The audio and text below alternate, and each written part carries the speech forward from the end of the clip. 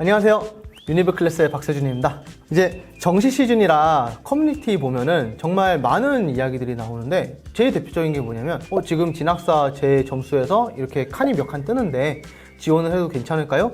저 프로그램에서 이렇게 나오는데 여기는 지원하면 붙을까요? 이런 질문들을 정말 많이 올리고 있어요. 저희가 자체적으로 프로그램을 오늘 두 가지 리뷰를 좀 해보려고 합니다. 하나는 고속 성장 분석기, 그리고 하나는 진학사 프로그램입니다. 아주 솔직담백한 내돈내산 리뷰입니다. 그럼 각각 장점과 단점 어떤 게 있는지 한번 제가 솔직하게 이야기를 해드리도록 하겠습니다. 각 합격 예측 프로그램들의 원리에 대해서 좀 설명을 드릴 건데, 계열별로 전국에서 이제 상위 몇 퍼센트 학생들이 여기 합격을 했었는가, 그러한 것들을 보여주는 건데, 고속성장 분석기가 과거의 입결을 토대로 하는 거라면 실제 진학사는 모의 지원을 해보는 거기 때문에 올해 학생들이 어느 학과에 어느 학교에 지원을 하겠다, 이런 흐름들을 보기가 좀 도움이 될 수 있습니다. 가격에 대한 이야기를 안 할 수가 없잖아요. 진학사가 제일 저렴한 프로그램이 59,000원짜리가 있어요. 이거는 미리 선택한 학과 20개까지만 지원을 해볼 수가 있는 그런 제한적인 프로그램이고, 그 다음으로 중간 단계에 있는 게 이제 89,000원짜리, 그 다음으로 있는 게 109,000원인데, 이 89,000원과 109,000원의 차이는 최종적인 변동 리포트까지 볼 수 있냐 없냐, 이런 것들이에요. 저는 개인적으로 만약에 산다면 109,000원짜리 사겠다. 왜냐하면 모의 지원을 학생들이 어쨌든 해야 되는데, 모의 지원을 할 때마다 이게 변동이 되거든요. 그 변동되는 리포트를 계속해서 확인을 하려면 109,000원짜리 사야 돼.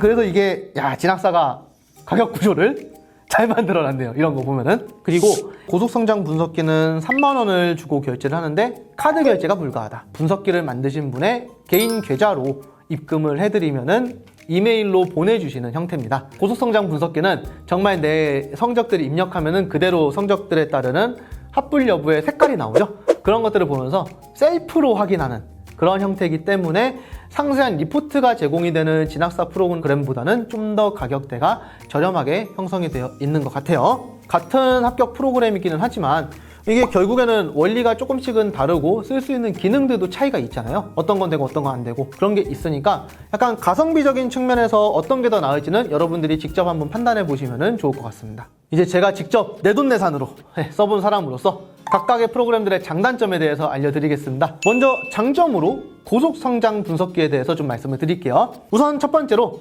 수능 입력 시트에다가 점수를 입력을 하면은 알아서 점수를 바꿔준다. 이게 뭐냐? 대학에서 반영하고 있는 비율로 그대로 바꿔준다는 겁니다. 즉, 내가 직접 계산을 할 필요가 없어요. 그러니까 이런 것만으로도 고속성장 분석기는 충분히 제 값을 하고 있다.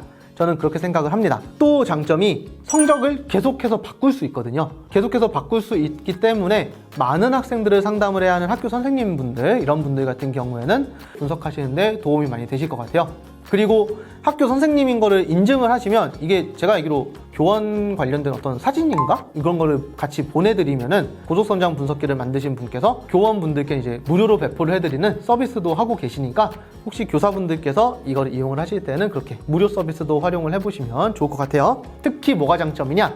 대학이랑 학과, 그리고 지역 한꺼번에 볼 수 있다. 요게 가장 큰 장점이라고 저는 생각합니다. 진학사 같은 경우에는 내가 지원하고 싶은 학과, 학교 이런 것들을 일일이 다 찾아가지고 검색을 해봐야 돼요. 그런데 고속성장은 데이터 입력을 딱딱 해두면 이 라인에서 너가 갈 수 있는 학교들은 초록색이야, 연두색이야, 노란색이야, 빨간색이야 하고 다 나옵니다. 다 나온다는 건 뭐예요? 지역별로 검색하기가 굉장히 좋다. 그리고 점수대에 맞춰가지고 나는 학과는 어디든 상관없으니까 일단 점수대에 맞춰서 어디까지 갈 수 있는지를 보고 싶어 라고 하는 학생들에게는 이 부분이 굉장히 큰 장점이 됩니다.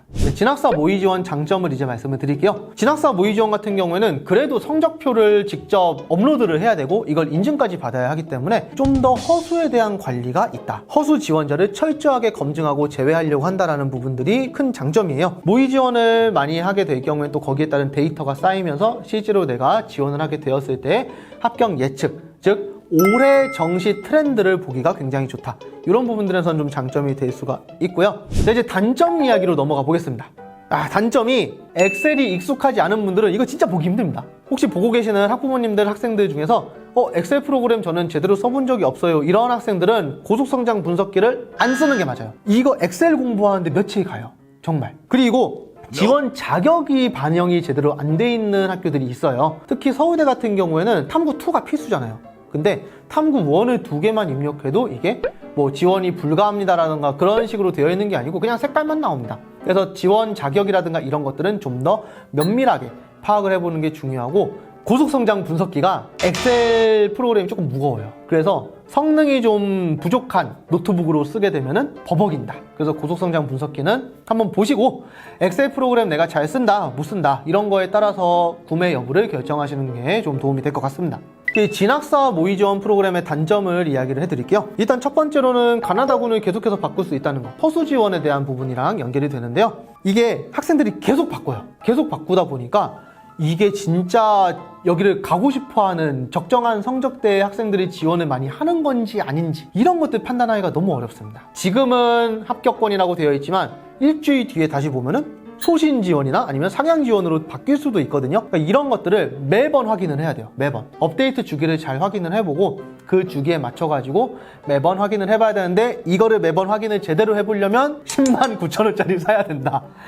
가격에 대한 부담까지 짊어지고 가야 한다라는 거고요. 그리고 모의 지원을 하는 이 부분들에서 선호도랑 이런 것들을 볼 수 있다고 말씀을 드렸는데 정말 일부만 볼 수 있는 부분들이 있어요. 어떤 거냐면, 예를 들어서 내가 숭실대학교 모의 지원 해보니까 경쟁률이 한 15대 1 너무 높아. 실제로 지원할 때는 여기 쓰면 안 되는 거 아니야?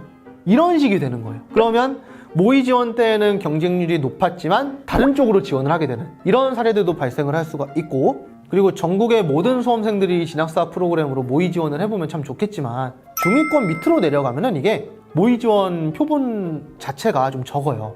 그래서 여기에서는 합격률을 예측하기가 어려운 측면들은 있습니다. 그게 또 하나의 단점이 될 수 있을 것 같아요. 진학사 모의 지원 프로그램이 리포트를 보는 걸 해야 계속해서 그게 변동되는 것들을 확인을 할 수가 있는데, 리포트 자체는 사실 그닥 도움이 되기가 좀 어려워 보여요. 너무 정보가 많아요. 그럼 이것만 하루 종일 분석하고 있냐? 또 그러긴 어렵죠. 전문가들도 아니고. 그래서 준비를 하고 지원을 하고 하는 데 있어가지고 모의 지원에 대한 걸 너무 붙잡고 있어야 하지 않느냐, 이런 고민들을 하게 될 수도 있습니다.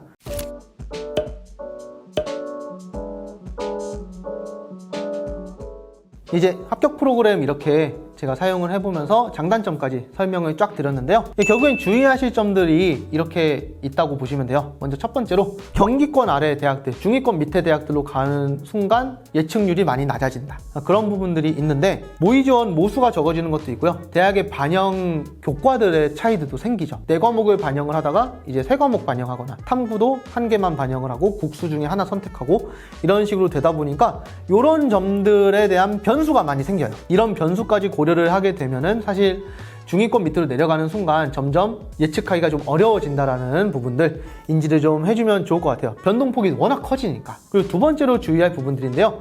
이 예측 프로그램들 같은 경우에는 어디까지나 예측이다. 이것만 믿고, 아니 진학사에서 합격 안정권 7칸 이상 떴는데 저 떨어졌어요. 이런 학생들이 있거든요. 합격을 예측하는 거지 보장해 주는 건 아니다. 이렇게 이해를 해주면 되겠습니다. 네, 오늘 이제 합격 예측 프로그램들 2가지 살펴봤죠. 고속성장 분석기랑 진학사 모의 지원 이렇게 살펴봤는데요. 가장 많이 활용하는 프로그램이다 보니까 제가 이렇게 또 내돈내산으로 후기를 좀 하게 되었는데, 잘 살펴보시고 나에게 맞는 프로그램들이 어떤 건지 한번 고민을 해보신 다음에 신중하게 구매하셔서 정시를 지원할 때 도움을 많이 받으실 수 있으면 좋겠습니다. 이제 원서 접수 기간까지 얼마 남지 않았고 한데, 남은 기간 동안도 준비 열심히 하시고 성공적인 정시 지원 해보시길 바라겠습니다. 오늘도 이제 컨텐츠가 도움이 되셨다면 구독, 좋아요, 알람 설정 꼭 부탁드립니다. 지금까지 유니브 클래스의 박세준이었습니다. 감사합니다.